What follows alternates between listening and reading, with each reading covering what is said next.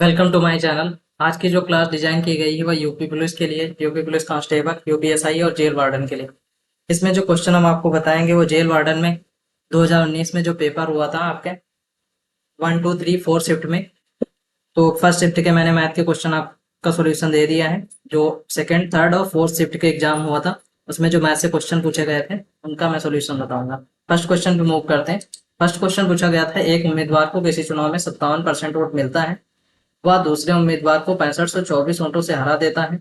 यदि वहां केवल दो ही उम्मीदवार थे तो हारे हुए उम्मीदवार को कितने वोट मिले थे। तो हमें पता है, अगर एक इलेक्शन होता है उसमें दो उम्मीदवार होते हैं, एक जो जीतता है पर्सन, जीतने वाले पर्सन को 57% वोट मिलते हैं। तो 57%, अगर टोटल वोट तो 100% होंगे, तो 57% एक को मिल चुके हैं। तो जो पर्सन हारा होगा उसको कितने वोट मिले होंगे? 43। ठीक है। वो कह रहा है और वह दूसरे को 6524 वोटों से हरा देता है, मीन्स इन दोनों का जो डिफरेंस है वो कितना है? 6524। ये परसेंट है। यहाँ से आपकी वैल्यू कितनी आ जाएगी? 14। 14 की आपको वैल्यू गिवन है 6524। कैंसिल आउट करने 7 से, 9 टाइम्स होगा 63, 2 बचेगा, 7 3 जा 21, 7 2 जा 14।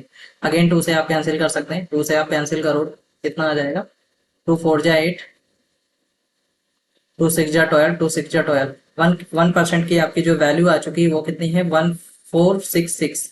आपसे क्या पूछा गया है? जो हारा हुआ उम्मीदवार था, जो पर्सन हार गया था, उसको कितने वोट मिले थे। तो हमें बताए हारा हुआ पर्सन को 43% वोट मिले थे, तो हमें 43% की वैल्यू फाइंड करनी है। तो 43 से इसको मल्टीप्लाई कर दें। तो 43 से जब आप इसको मल्टीप्लाई करोगे तो 43% की आपको वैल्यू मिल जाएगी। तो 43% इक्वल टू कितना आ जाएगा? लास्ट डिजिट मल्टीप्लाई करके चेक कर लें हम ऑप्शन, तो 6 3 18, लास्ट में 8 आना चाहिए जो। तो आपका ऑप्शन है, option B is the correct option. Next question पे मूव कर सकते हैं। अब आपको इसका कैलकुलेशन करना है तो आप कैलकुलेशन कर सकते हैं। 6 3 18 का 18, 8 1 कैरी, 6 3 18 और 1 19 का 9 1 कैरी, 6 4 12 और 1 13। अगेन 4 से जब आप मल्टीप्लाई करेंगे तो 4 6 24 का 4 2 कैरी, 6 4 24 और 2 26 का 6, अगेन 2 कैरी, 4 4 16 और 2 18। इसको जब आप ऐड करोगे तो आपका आ जाएगा 20038। क्लियर? तो option D is the correct option. Option हमें पहले ही मिल चुका था। नेक्स्ट क्वेश्चन पे मूव करते हैं। नेक्स्ट क्वेश्चन है, ये दो संख्याओं का गुणनफल आपको पता है और उनका एचसीएफ गिवन है और एलसीएम आपसे फाइंड कराना पूछ रहा है। तो आपको पता है the product of two number, इसका फॉर्मूला होता है प्रोडक्ट ऑफ टू नंबर्स में दो संख्याओं का गुणनफल इक्वल टू होता है एचसीएफ इंटू एलसीएम। क्लियर? तो दो संख्याओं का जो प्रोडक्ट है या गुणनफल है वो गिवन है हमें 864 और एचसीएफ हमें गिवन है 12 और एलसीएम आपसे फाइंड करना है। ये इधर इंटू में इधर डिवाइड में आएगा तो आप कैंसिल आउट कर दो 12 से, 7 टाइम्स कैंसिल होगा और 7 2 जा, एलसीएम कितना आ जाएगा आपका? 72। Option B is the correct option. Next question पे मूव करते हैं। नेक्स्ट क्वेश्चन पूछा गया है, दो चर में से एक रेखीय समीकरण का सामान्य रूप रूप क्या हो सकता है। जो ये हमें गिवन है ए एक्स, सबसे पहले हम आपको बताएंगे कि A X plus B Y plus C, ये आपकी जो स्टैंडर्ड इक्वेशन है, ये आपकी स्टैंडर्ड इक्वेशन होती है। ए एक्स प्लस बी वाई द्विघात समीकरण में, या आप कह सकते हैं क्वाड्रेटिक इक्वेशन, क्वाड्रेटिक इक्वेशन की स्टैंडर्ड इक्वेशन होती है। इसमें जो वेरिएबल ए बी सी के जो वेरिएबल आपके यूज किए जाते हैं, ए बी और सी के जो वेरिएबल होते हैं वो ऑलवेज रियल नंबर रहते हैं। ये आपको याद रखना है। ठीक है। Second things, imaginary number, imaginary number हम इसमें यूज नहीं कर सकते। इमेजिनरी नंबर का मतलब होता है जैसे आप में रिटर्न होता है 3+4i, ये जहाँ पे आई वर्ड आ जाता है ये इमेजिनरी होता है, तो ये नंबर इसमें हम यूज नहीं कर सकते। क्लियर? तो इसमें जो एबीसी की वैल्यू होगी रियल नंबर्स होंगे, तो ए और बी ऑप्शन करेक्ट हो गया है और सी भी करेक्ट है। देखो, तो आप क्या है, अब आपसे पूछा जा रहा है कि जो ए और बी की वैल्यू क्या सेटिस्फाइड हो सकती। तो ए और बी जो होता है आपके ऑलवेज शून्योत्तर संख्याएं होती हैं। इन संख्याओं को हमेशा शून्योत्तर के फॉर्म में ही आप करेक्ट रहते हैं, तभी आपका A option is the correct option. इस क्वेश्चन का जो आंसर होगा, करेक्ट आंसर ए रहेगा। नेक्स्ट क्वेश्चन पे मूव करते हैं।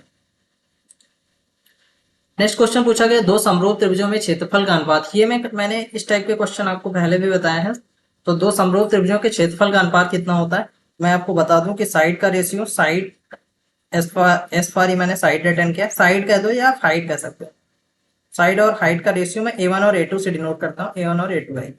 ऐसे ही आपसे अगर ये साइड का रेशियो A1 और A2 है, अगर आपसे एरिया का रेशियो पूछा जाता है तो हमेशा स्क्वायर फॉर्म में रहेगा, मीन्स A1 स्क्वायर और A2 स्क्वायर। अगर सिमिलरली आपसे वॉल्यूम का किसी अगर 3D फिगर है, अगर वॉल्यूम का पूछा जाता है किस फॉर्म में रहेगा, तो वो क्यूबिक फॉर्म में रहता है, उस चीज का क्यूब कर दो। हमसे किस चीज का पूछा गया है, क्षेत्रफल का मतलब एरिया का, तो उसका फॉर्म किस फॉर्म में होगा, ऑलवेज वर्ग के बराबर होगा, ना कि क्यूब के। ये किसके बराबर होगा, वॉल्यूम के। ये आपका स्क्वायर के बराबर होगा और भुजाओं के बराबर नहीं होता है। तो क्षेत्रफल का अनुपात किसके बराबर होता है, B option is the correct option, अपने उस भुजाओं के वर्ग के बराबर होता है। नेक्स्ट क्वेश्चन पे मूव करते हैं। नेक्स्ट क्वेश्चन है, हरि ने वार्षिक ब्याज 10% की दर पर एक निश्चित राशि x का निवेश किया। यदि निवेश साधारण ब्याज पर है तो 4 वर्ष के अंत में कुल प्राप्ति 21,000 रुपए है, तो x की वैल्यू आपको फाइंड करना है। तो अगर हमारे पास देखो 10% है, 10% की ये 10% है, इसको कितने समय के लिए, 4 ईयर के कोई पर्सन निवेश करता है। कितने टाइम के लिए, 4 ईयर के लिए। 4 ईयर के अगर निवेश करेंगे तो हमारा प्रिंसिपल क्या बन जाएगा, मुझे चेक करना है। 10% का मतलब होता है 40%। इसको मैं 2 वे से क्वेश्चन बताऊंगा आपको। 10% का मतलब है 1/10, और अगर 4 ईयर के लिए इसको निवेश करोगे तो 2 से कैंसिल कर दो 5, मतलब ओवरऑल 2/5 यहाँ से आ जाएगा। मतलब 5 रुपीज ये प्रिंसिपल है और 2 रुपीज आपको इसमें प्रॉफिट होता है, मतलब SI मिलता है। तो ओवरऑल अमाउंट कितना बन जाएगा, 7/5। ये किसी की प्रॉब्लम है, ये A है, ये P है, और ये 7 क्या है, A है। यहाँ पे क्या है, ये प्रिंसिपल है, हमेशा जो बेस में होता है वो प्रिंसिपल होता है, और यहाँ पे क्या है, ये SI है। क्लियर। अब हमें देखो वैल्यू पता है सभी की, जो 7/5 आपका वैल्यू आ चुकी है P और A की। तो 7 की वैल्यू आपको कितनी गिवन है, 21,000। 7 से कैंसिल करोगे, 7 3 जा और 3 जीरो। हमें किसकी फाइंड करनी है, प्रिंसिपल चाहिए, तो हमें 5 की वैल्यू चाहिए। तो 5 में 3 से 3000, 1 की वैल्यू 3000 आ चुकी है, तो ये ओवरऑल आपकी 15,000 आंसर हो जाएगा। D answer is the correct option. अब किसी पर्सन को अगर फार्मूले से क्वेश्चन को सॉल्व करना है तो आप फार्मूले से भी सॉल्व कर सकते हैं। पहले आप सबसे पहले क्या करेंगे, आपको फॉर्मूला बताए, ए इक्वल टू क्या होता है, P1 प्लस RT/100। यहाँ पे आप वैल्यू पुट कर दो सभी की, ए की वैल्यू पता है, यहाँ से भी आप पी की वैल्यू फाइंड कर सकते हो। नेक्स्ट क्वेश्चन पे मूव करते हैं। मेरे अकॉर्डिंग तो ये बेस्ट ऑप्शन है। एक और मेथड हो सकता है आपके लिए सॉल्व करने के लिए कि हम प्रिंसिपल लेट कर लें, 100% होगा। 10% अगर 4 ईयर के लिए यूज कर सकते हो, तो 10 4 जो 40% होगा, और 100 पहले से, तो ये ओवरऑल कितना बन जाएगा, 140%। 140% की आपको वैल्यू गिवन है कितनी, 2130। अगेन इसको कैंसिल आउट कर दें हम, इससे कैंसिल आउट होगा 7 से, 7 2 जा, ये कितना आएगा, 7 3 जा, ये आ गया आपके पास 3000। किसकी, 20 की वैल्यू हमें किसकी चाहिए, और 20% की वैल्यू आपके पास आ गई है 3000। हमें चाहिए 100% की वैल्यू, इस तरफ भी 5 से मल्टीप्लाई कर दो, इधर भी 5 से मल्टीप्लाई कर दो, तो ये आपका आंसर आ जाएगा 15,000। तो आपके पास, आपको मैंने 3 मेथड बता दिए क्वेश्चन के, आप जिस मेथड जो आपको सुटेबल लगे उससे आप सॉल्व कर सकते हैं। नेक्स्ट क्वेश्चन पे मूव करते हैं। D option is the correct option. Next question है, निम्नलिखित में से कौन सी एक अपरिमेय संख्या है। अपरिमेय संख्या का मतलब होता है जो संख्याएं पी, पहले तो परिमेय संख्या समझ लें, P/Q के फॉर्म में जो होती हैं, रेशनल नंबर्स होते हैं, जिसे आप रेशनल नंबर कह सकते हैं, रेशनल नंबर या परिमेय संख्याएं। इरेशनल नंबर होती अपरिमेय संख्याएं, इरेशनल नंबर। इरेशनल नंबर भी आपके जो P और Q के फॉर्म में नहीं होते हैं। तो हम चेक कर लें, अपरिमेय संख्या है पूछा गया है आपसे, तो ये देखो जो है, आप इसको सॉल्व करोगे, √3 से कैंसिल करोगे √12 का, तो √4 आएगा, और ये बाहर आ जाएगा 2। अब ये परिमेय संख्या है, क्यों है, देखो P/Q के फॉर्म में है, 2/1 है, तो P/Q के फॉर्म में है। नेक्स्ट चेकआउट कर लें, 4/25, इसे आप 4 को 2 रिटर्न कर सकते हो, 25 को 5 रिटर्न कर सकते हो, इसमें भी P/Q के फॉर्म में है। नेक्स्ट क्वेश्चन चेक कर, इसको सबसे पहले हम लास्ट ऑप्शन चेक कर लें। तो 63 को आप ये 63 है, नीचे 28 है, 7 से कैंसिल कर दो, 7 4 जा 9 जा, तो जो अंडर रूट से 9 बाहर आएगा और अंडर रूट से जब 4 बाहर आएंगे ये 3/2, तो ये भी है DAYQ के फॉर्म में। बट आप जब सी ऑप्शन चेकआउट करोगे तो ये रिटर्न है अंडर रूट 20 और अपान अंडर रूट 4, कैंसिल भी कर रहे हो आप तो आएगा अंडर रूट 5, तो ये रूट से बाहर ही नहीं आएगा। तो option C is the correct option. ये आपका P/Q के फॉर्म में नहीं बना पाएगा, तो this is irrational number. Next question पे मूव करते हैं। नेक्स्ट क्वेश्चन ये पूछा गया, रीजनिंग का क्वेश्चन है, बट आपके एग्जाम में आया था मैथ सेक्शन में, तो मैं आपको ये क्वेश्चन बता दूं कैसे सॉल्व आउट होगा। अगर आपको पहले से आता है तो बहुत अच्छा है। इसको आप बोर्ड मास से सॉल्व कर सकते हैं। बोर्ड मास का मतलब होता है B for bracket, O for of, D for division, M for multiply, A for addition, S for subtraction. तो B फॉर ब्रैकेट होता है, इस क्वेश्चन में ब्रैकेट कहीं नहीं गिवन है, तो ऑफ भी नहीं गिवन है, तो हमें यहाँ से सॉल्व करना है DMAS, मतलब डिवाइड, मल्टीप्लाई, एडिशन और सब्ट्रैक्शन। आपको मैं एक चीज और इसके बारे में बता दूं कि एडिशन और सब्ट्रैक्शन में कोई प्रॉब्लम नहीं होती, इसमें आप फ्री हैं, जो मन हो आप कर सकते हो, पहले पहले एडिशन कर दो चाहे पहले सब्ट्रैक्शन कर दो। बट डिवीजन और मल्टीप्लाई आपको बहुत ध्यान से, आगे के जो फोर्थ लेटर है इसको बहुत ध्यान से करना होता है कैलकुलेशन। ये आप अगर रॉन्ग यूज करेंगे इसका तो आपका आंसर रॉन्ग आ जाता है। तो हम चेक कर लें, देखो डी से डिविजन रिटर्न है, तो हमें पता है सबसे पहले हम डिवाइड करेंगे, तो यहाँ से 12 से डिवाइड कर दें, 6 टाइम डिवाइड होगा। देन डिवाइड के बाद मल्टीप्लाई करना होता है, तो m मल्टीप्लाई का साइन है, m हमें गिवन है, यहाँ पे 6 1 जा 6 हो जाएगा यहाँ पर भी। अब हम चेक कर लें, a फार हमारे में गिवन था, a योग का साइन है तो यहाँ पे प्लस कर दो, और s सब्ट्रैक्ट का साइन है यहाँ पे, तो ये 25। अब देखो प्लस का 6 माइनस का 6 कैंसिल, 25 इज द आंसर। ये option is the correct option. Next question पे मूव करते हैं। ये रिटर्न है एक कक्षा के ए और बी दो सेक्शन है, जिसमें क्रमशः 36 और 44 छात्र हैं। यदि सेक्शन ए के छात्रों का औसत भार 40 और बी के 35 है, तो दोनों सेक्शन के छात्रों का औसत भार ज्ञात कीजिए। इस क्वेश्चन को मैं आपको दो मेथड से बताऊंगा। एक सबसे जो फास्ट मेथड है मैं पहले बताऊंगा, फिर आपको जो बुक्स में आपको मिल जाता है वो मेथड बताऊंगा। सबसे पहले आप इसमें रिटर्न कर सकते हो, अपने अगर मिक्सचर एलिगेशन पढ़ चुके हैं तो आपको ये बहुत अच्छे वेस्ट वे लगेगा। तो सबसे पहले देखो, मुझे पर्सन जो स्टूडेंट है ए सेक्शन में वो 36 है और बी में कितने हैं 44, यहाँ पे रिटर्न कर दो ए और बी। उनका जो औसत है वो हम रिटर्न कर दें एवरेज, तो इनका एवरेज जो था 40 और 35 के रेशियो में था। हमें एवरेज ही फाइंड करना है, तो इसको यहाँ पे कैंसिल आउट कर दें, 4 से कैंसिल आउट होगा, 4 9 जा 4 11 टाइम्स। जो ये रेशियो होता है इसी रेशियो को आप नीचे रिटर्न कर दिया करो 9 और 11 का। तो ये जो वैल्यू है 9 और 11 कितना हो जाता है, इसको ऐड कर दो, 20 पर 20 की वैल्यू ये 20। अब 20 की वैल्यू कौन सी है, तो इन दोनों को आप सब्ट्रैक्ट किया करो, 40 माइनस 35 इज द 5। तो 1 की वैल्यू कितनी आ जाएगी 5/20, मतलब 1 की वैल्यू आ जाएगी 1/4। 1/4 यहाँ पे पुट कर दो, 9 की हमें वैल्यू चाहिए, 1/4, यहाँ पर भी 1/4, ये आपका आ जाएगा 9 2 जा 4, सॉरी 4 2 जा 8, 1 लेफ्ट रह गया, 4 2 जा 8, 4 5 जा 20, ये आ जाएगा 2.25। यहाँ पे आपका वैल्यू आ जाएगी 4 से, आप इसको जब कैंसिल करोगे तो 4 2 जा 8, 3 लेफ्ट रह गया है, 30 होगा, तो पॉइंट लगाओगे, 4 7 जा 28, अगेन आपके पास में 2 लेफ्ट है, 4 5 जा, ये आ जाएगी वैल्यू। अब आपको पता है कि यहाँ पे जो ये वैल्यू होती है मिडिल में, तो ये वैल्यू हमेशा इन दोनों के मिडिल में रहती है, तो ये जो कम वाली वैल्यू है आप इसमें से ये वैल्यू ऐड कर दो, फिर भी आपका आंसर मिल जाएगा 35, और 2.5 आपका बन जाएगा 37.5। या फिर आप क्या कर सकते हो, जो बिग वैल्यू होती है जिस साइड में बिग वैल्यू, उससे ये सब्ट्रैक्ट कर दो 2.75, फिर भी आपको यही आंसर मिलेगा 37.25। क्लियर, इससे भी आप सॉल्व कर सकते हैं, अगर आपने इसकी प्रैक्टिस की तो बहुत जल्दी ये क्वेश्चन सॉल्व हो जाएगा।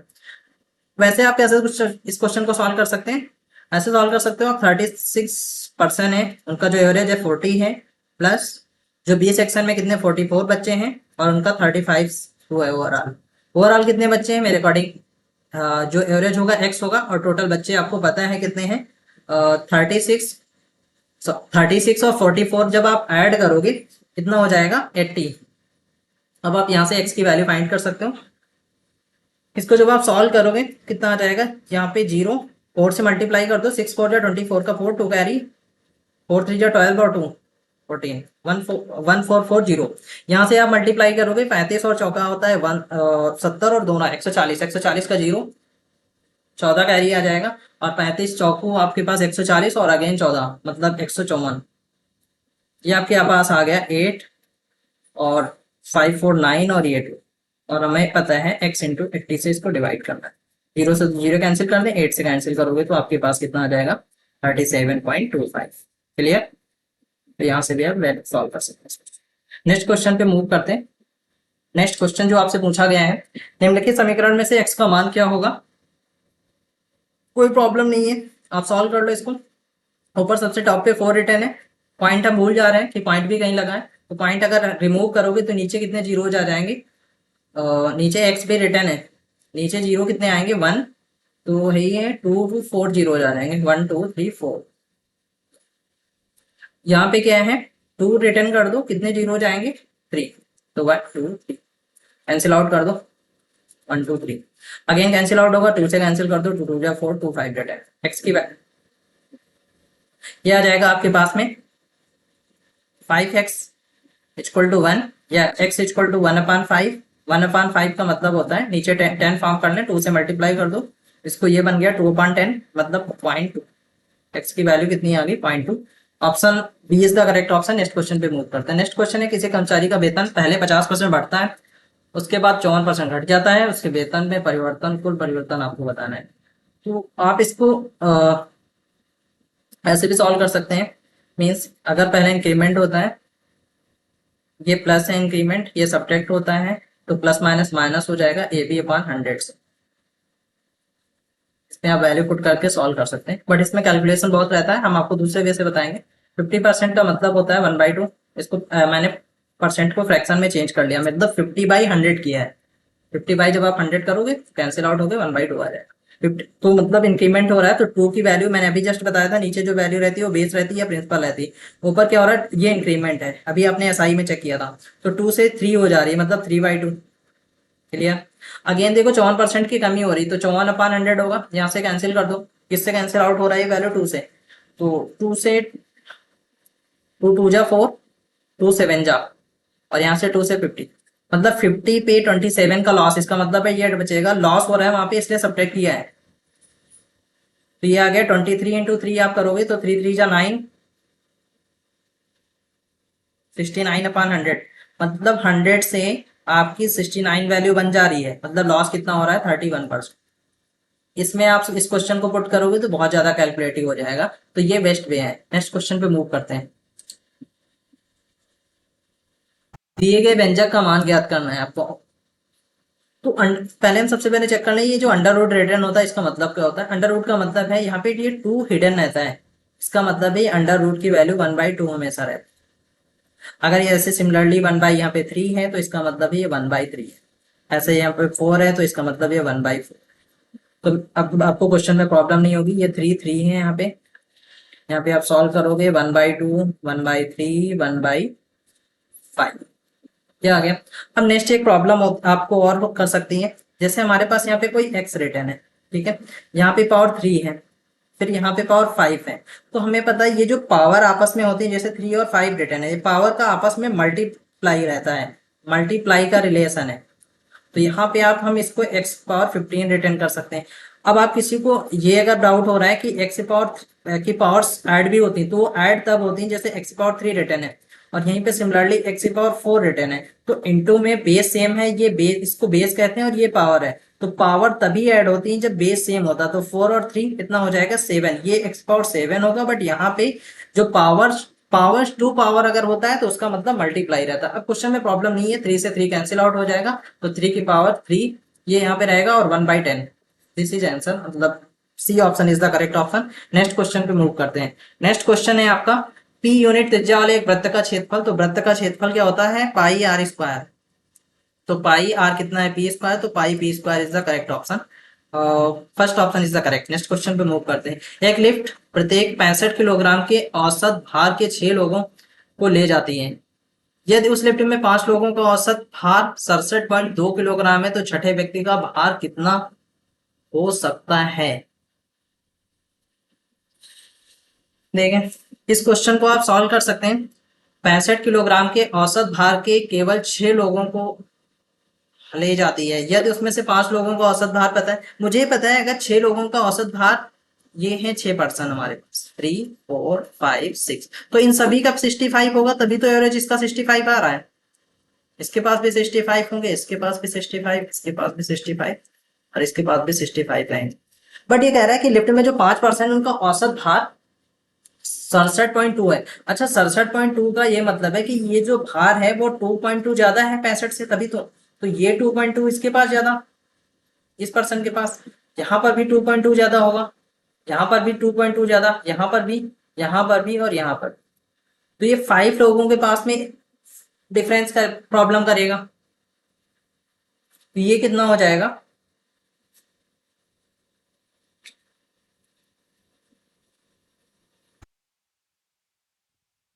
11। तो स्टार्टिंग में कितना था, ये ओवरऑल इफेक्ट कितना करेगा 5% पे, क्योंकि छठा पर्सन तो है ही है, 5% पे जो इफेक्ट करेगा 11 का इफेक्ट करेगा। तो पहले कितना औसत था 65 था, और छठा पर्सन की भार जो होगा वो कम ही तो होगा, तो सब्ट्रैक्ट कर दो ओवर से, कितना आ जाएगा 54। क्या आपका ऑप्शन करेक्ट हो जाएगा, डी ऑप्शन। या फिर आप इस क्वेश्चन को ऐसे सॉल्व कर सकते हो कि 65 एवरेज है किलोग्राम भार कितने 6 लोगों का, इसमें से 5 लोग जो हैं उनका है 67.2। अब इसका एक सब्ट्रैक्ट कर दो आप, इसमें से इसको मल्टीप्लाई कर लो, इसको मल्टीप्लाई कर दो और सब्ट्रैक्ट कर दो, 54 वहां से भी आ जाएगा। नेक्स्ट क्वेश्चन पे मूव करते हैं। एक अंतरिक्ष यान 2 घंटे 20 मिनट में 6625 किलोमीटर की यात्रा करता है और इसके बाद यह 40 मिनट में इतने किलोमीटर की यात्रा करता है। औसत गति आपसे पूछ रहे हैं, तो औसत गति का हम फार्मूला बता दें आपको, स्पीड इक्वल टू होता है डिस्टेंस अपॉन टाइम। अगर एवरेज पूछ रहे हैं तो एवरेज का मतलब होता है total speed upon total time. यहाँ पे टी से हम टोटल रिटर्न कर रहे हैं, टोटल स्पीड इक्वल टू क्या हो जाएगा, total distance upon total. Find कर लो टोटल डिस्टेंस कितनी है, 662, ये 6625 और 824, ये कितनी आ जाएगी, ये आपका हो जाएगा 94,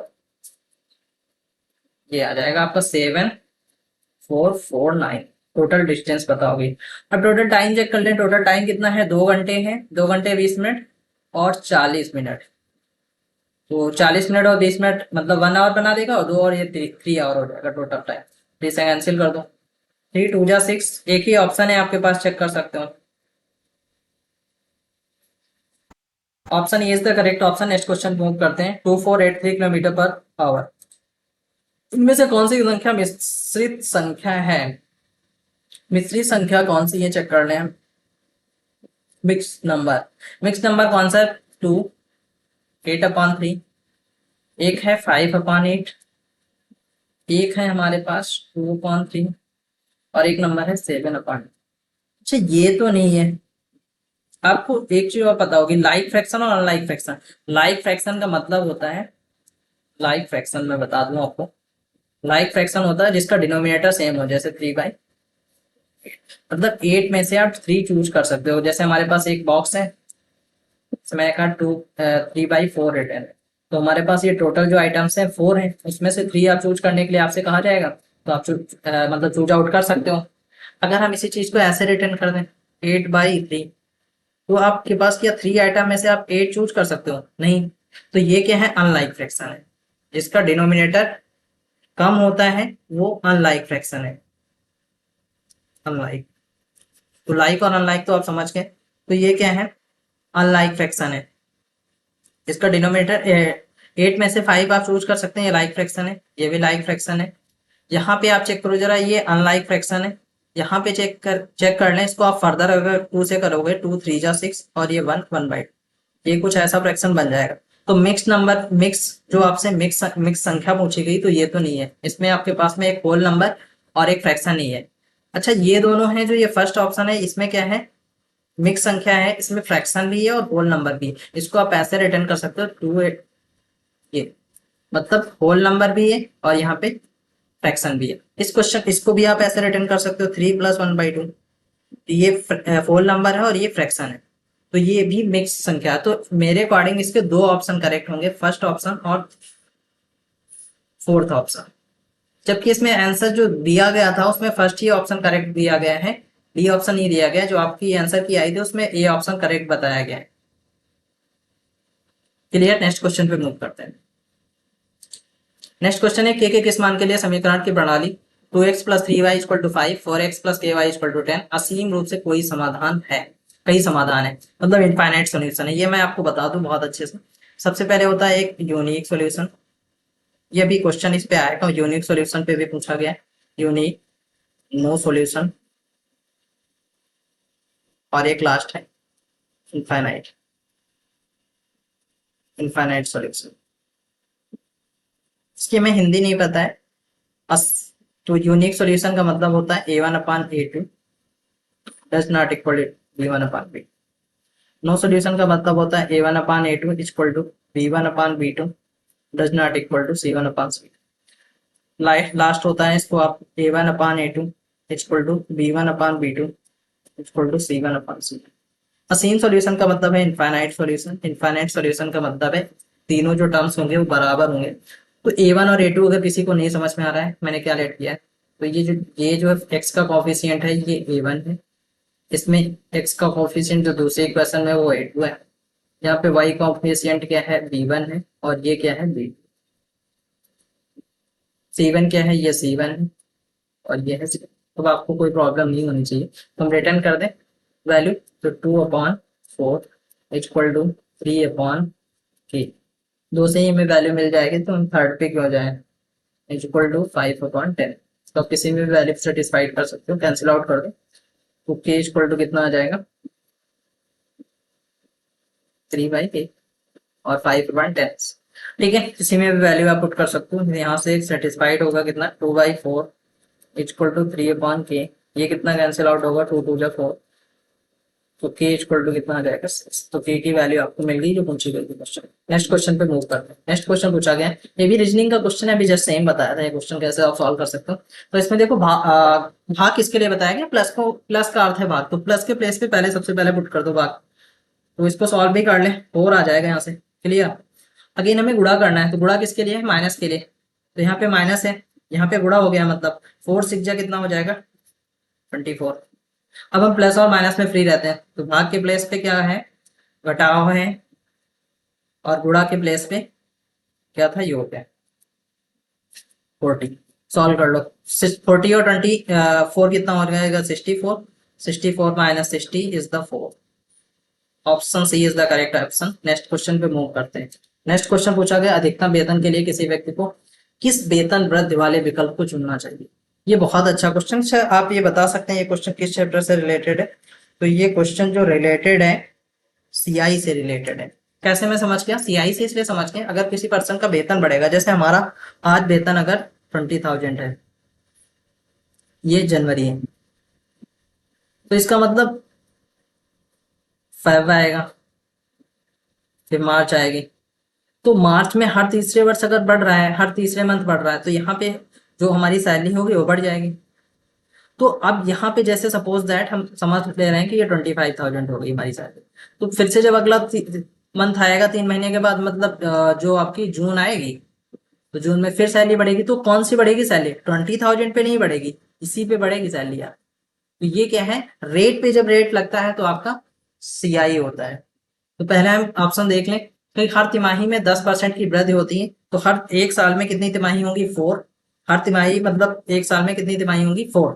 तो 4 अगर 10% प्लस 10% प्लस 10% प्लस 10%, अगर आप सभी फाइंड करोगे तो 10 और 10 पे कितना बनता है 21। ये कहाँ से आता है, तो 10 प्लस 10 प्लस 10 इंटू 10/100, अभी जस्ट आपको बताया था। तो ये आ जाएगा 21%। तो यहाँ पे 21, यहाँ से 21, और इसका आप फर्दर फाइंड करोगे तो 46 पॉइंट ये आ जाएगा 46। और यहाँ पे एक साल में ही वृद्धि हो रही है कितने 40% पे। तो हमें कौन सा ज्यादा बेस्ट है मेरी सैलरी के लिए, तो ये first option is the correct option. तो मेरी सैलरी के लिए कौन सा है, A option is the correct option, first preference के, मतलब हर तिमाही में वेतन में 10% की वृद्धि। क्लियर। नेक्स्ट क्वेश्चन पे मूव करते हैं। नेक्स्ट क्वेश्चन है, ए के पास में 63 ग्राम वजन वाले चांदी के सिक्के और बी के पास 77 ग्राम वजन वाले चांदी के सिक्के हैं। यदि चांदी के सिक्कों का वजन पूर्णांक है और सभी सिक्कों के लिए समान है, तो ए और बी के पास कम से कम कितने सिक्के हैं। जब हम चेक कर लें कि एक ए पर्सन है और एक बी पर्सन है, इन दोनों के पास अलग अलग सिक्के हैं जरा। तो इसके पास में 63 ग्राम है और इसके पास में 77। अब ये दोनों पर्सन करते क्या हैं, सिक्के बनवाते हैं। अपने पूर्णांक में। तो सिक्के अगर बनेंगे तो इसका हम फैक्टर कर लें तो कितना आएगा, 7 9 जा, और इसके आप फैक्टर करोगे तो आएंगे 7 इंटू 11। अब देखो कॉमन कौन से बन सकते हैं, यही होंगे ये कॉमन सिक्के, ये कॉमन पोर्शन होगा 7 7 दोनों के पास में। तो कॉमन तो हमें नहीं चाहिए, कम से कम कितने सिक्के हो सकते हैं, 11 प्लस 9 मतलब 9 plus 11 is the 26। Clear, next question पे मूव करते हैं।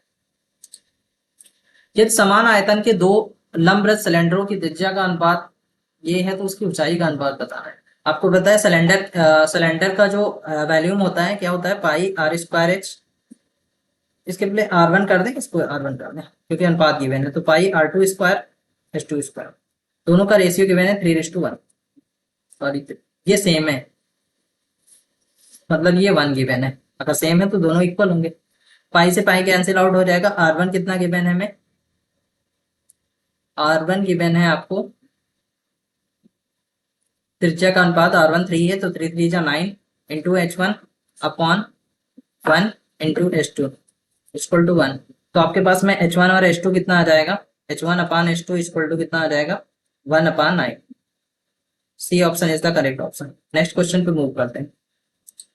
नेक्स्ट क्वेश्चन है के किस मान के लिए समीकरण ये और ये का अद्वितीय समाधान होगा। अभी जस्ट आपको बताया था यूनिक सॉल्यूशन, अद्वितीय का मतलब होता है यूनिक। तो उसके लिए आपको बताया था अभी just A1 A2 does not equal to B1 upon B2। Value put कर सकते हैं तो K upon 6 equal to does not equal to y मतलब -1 है यहाँ पे, और यहाँ पे -2, तो -2 कैंसिल आउट हो गया है, 2 से कैंसिल करोगे 3 आएगा। तो K does not equal to 3। Option B is the correct option. Next question, next question है यदि एक संख्या की 6/7 की एक तिहाई, एक संख्या है हमारे पास तो मेरे अकॉर्डिंग तो वो संख्या x है, उस संख्या के 6/7 मतलब 6/7 की एक तिहाई, इसका भी 1/3 28 के इक्वल है, कैंसिल आउट कर दें। इससे कैंसिल आउट हो रहा है वैल्यू, 3 से कैंसिल होगा, 3 2 जा 6, अगेन 2 से कैंसिल आउट होगा 14, और x इक्वल टू कितना आ जाएगा 14 इंटू 7, 7 4 जा 90 आ जाएगा। x की वैल्यू कितनी है 14 से बन जा 98। D option is the correct. Next question है यदि दो परिमेय संख्याओं का एचसीएफ और एलसीएम समान है तो वो निश्चित रूप से है।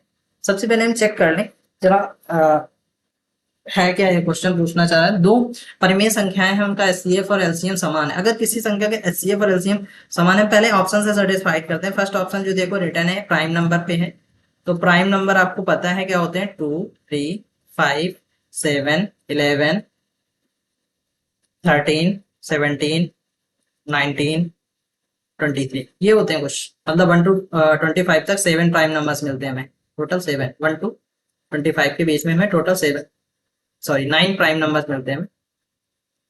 9 प्राइम नंबर्स होते हैं। प्राइम नंबर्स का मतलब होता है सेल्फ डिविजिबल, ये सेल्फ डिविजिबल होते हैं और 1 से डिविजिबल होते हैं और किसी नंबर से डिविजिबल नहीं होते। अगर आपको पता है अगर वो प्राइम संख्याएं होंगी तो इसका मतलब है जैसे मैंने लेट कर लिया कि वो 2 है और ये 3 है, तो इसका एचसीएफ कितना आ जाएगा 1, और इसका जब आप एलसीएम फाइंड करोगे तो 6। कभी इक्वल ही नहीं हो सकते, एचसीएफ और एलसीएम कभी इक्वल नहीं बन रहे हैं। क्लियर, तो ये ऑप्शन तो करेक्ट रॉन्ग है। दूसरा ऑप्शन है सहअभाज्य संख्या मतलब को प्राइम। को प्राइम का मतलब होता है हुज एचसीएफ इज 1, ऐसी संख्या है जिनका एचसीएफ 1 आता हो। तो फिर से हम रिलेट कर ले रहे हैं कि अगर 5 और 7 है दो संख्याएं, इसका देखो एचसीएफ 1 आएगा। कैसे, क्योंकि कुछ कॉमन टर्म्स है ही नहीं हाईएस्ट मल्टीपल, तो इसका भी एचसीएफ 1, और इसका जब आप एलसीएम फाइंड करोगे तो कितना आ जाएगा 35 फिर से, तो ये भी नहीं हो सकता ऑप्शन, ये दोनों तो रॉन्ग हो गए। अब बचता है कॉम्प्लेक्स नंबर, तो कॉम्प्लेक्स नंबर यहाँ पे नहीं हो सकते। लास्ट बच्चा कॉम्प्लेक्स नंबर, अभी आपको मैं बता चुका हूँ क्या होते हैं। जैसे जिसमें इमेजिनरी टर्म्स होता है, तो इमेजिनरी टर्म्स की यहाँ पे तो बात ही नहीं है क्योंकि हम उसका एचसीएफ नहीं फाइंड कर पाएंगे, एचसीएफ और एलसीएम। अब लास्ट ऑप्शन ही करेक्ट है। अब लास्ट ऑप्शन कैसे करेक्ट है आप चेक कर सकते हो। देखो अगर एचसीएफ, आपको भी फॉर्मूला एक बताया था, HCF into LCM equal to the product of two number, तो फर्स्ट नंबर है और ये सेकंड नंबर है। तो अगर एचसीएफ के प्लेस में हम एलसीएम दोनों को एक ही वैल्यू पुट कर दें तो हमारे according HCF square equal to क्या हो जाएगा, फर्स्ट इंटू सेकंड नंबर। अब आप कोई भी वैल्यू पुट कर सकते हो, जैसे मैंने सेम नंबर पुट कर दिया, ये ऑड नंबर है तो 9 आ जाएगा। देखो एचसीएफ की वैल्यू हमें मिल जाएगी कितनी है 3, और एलसीएम भी यहाँ से 3 है। अब आप कह रहे होंगे ये उस पे भी सेटिस्फाइड हो जाएगा सम संख्याओं पे, तो सम संख्याएं जैसे आप 2 और 2 रख दो, H C F square equal to, तो एच सी एफ कितना आ जाएगा 2, और एलसीएम भी आपका 2। तो ये ऐसा नहीं है कि इसमें जैसे ये क्वेश्चन जब पूछा गया था 2019 में, तो सम संख्याएं ऑप्शन करके आया था, हो सकता है आगे जब ये क्वेश्चन आ जाए तो भी सम संख्याएं पूछ ले, तो ये दोनों पे करेक्ट हो सकता है। बट ये जो ऊपर वाले तीनों ऑप्शन है वो तो रॉन्ग ही है।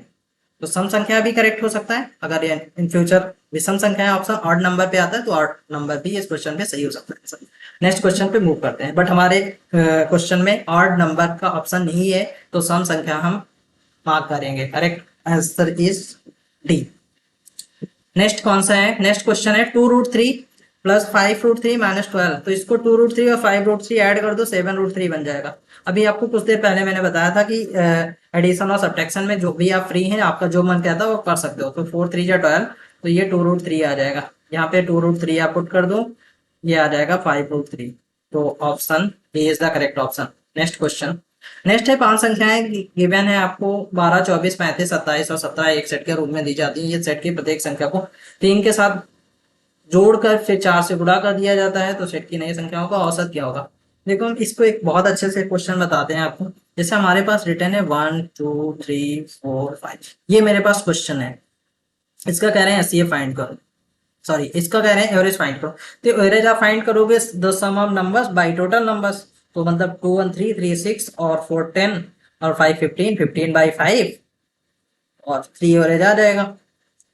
हम आपको बताते हैं कि अगर कोई नंबर जो संख्याएं होती हैं अगर गैप सेम है एपी में, तो उसका जो एवरेज होता है वो मिडिल नंबर होता है।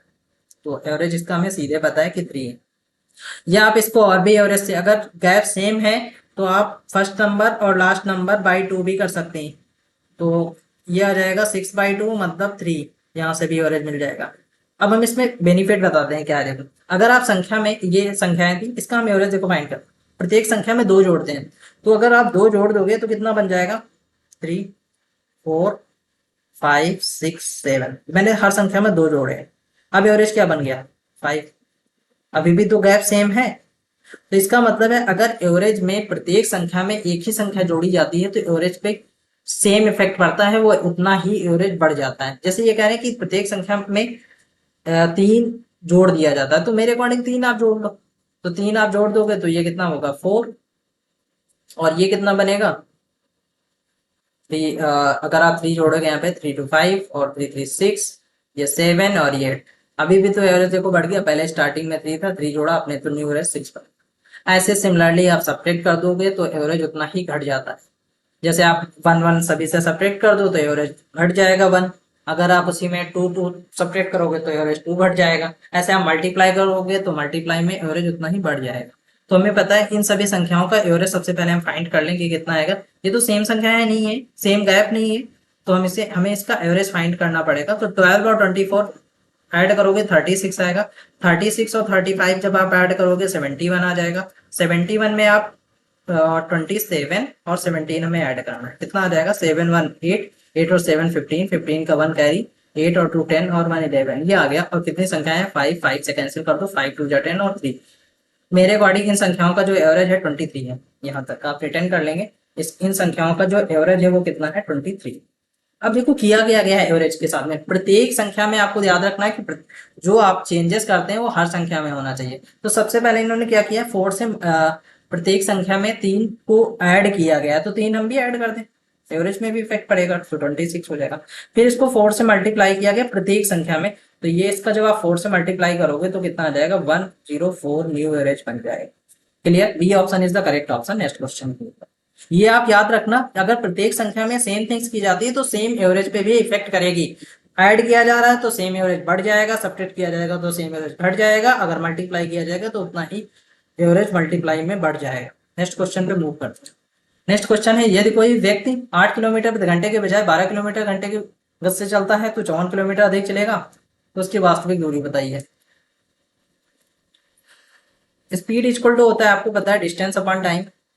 तो इस क्वेश्चन में हमें देखो कहीं स्पीड की बात नहीं की गई है, और speed speed equal to distance upon time. 8 kilometre प्रति घंटे की बजाय 12 किलोमीटर घंटे चलता है तो 54 किलोमीटर अधिक चलेगा। तो स्पीड इक्वल टू जो डिस्टेंस अपॉन टाइम है, डिस्टेंस का रेशियो, जो स्पीड और टाइम की बात नहीं की गई है इसमें। हाँ, टाइम टाइम जो है वो कांस्टेंट है, टाइम के इस क्वेश्चन में बात नहीं की गई, तो मतलब स्पीड का रेशियो जो होगा वो डिस्टेंस के रेशियो के बराबर होगा। तो पहले जो स्पीड थी 8 थी, बाद में कितनी हुई 12, ये स्पीड है, तो टाइम का रेशियो, डिस्टेंस का रेशियो भी सेम रहेगा 8 और 12 का। तो इसका मतलब है ये 4 की वैल्यू गिवन है, कितना बढ़ जाती है 54। 4 से कैंसिल कर दें, हमें किसकी चाहिए वास्तविक दूरी, 2 से मल्टीप्लाई कर दो, 8 की वैल्यू चाहिए, 4 की वैल्यू 54 है, ये 2 से मल्टीप्लाई करोगे 108 किलोमीटर। अगर ये किसी को प्रॉब्लम है तो मैं नेक्स्ट मेथड भी बता सकता हूँ इसका। देखो नेक्स्ट मेथड आप कर, बस एक दूरी आप जो है वो लेट कर लो x है, पहले जो डिस्टेंस गैप कितना है x अपान 8 कर दूं, माइनस x अपान 12 कर दूं, टोटल जो डिफरेंस हो जाता है ये तो 54 किलोमीटर की अधिक चलेगा।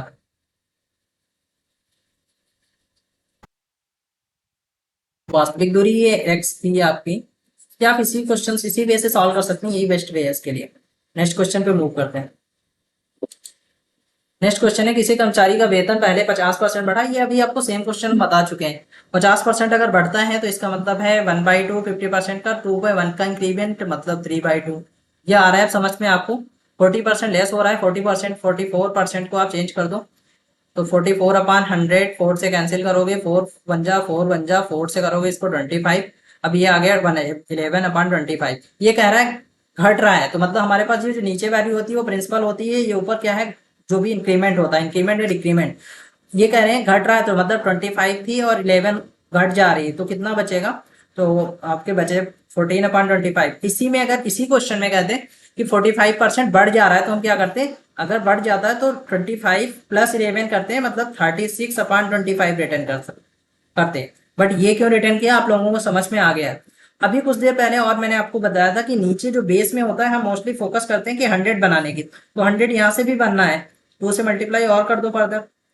अब देखो क्या है, 14 3 जा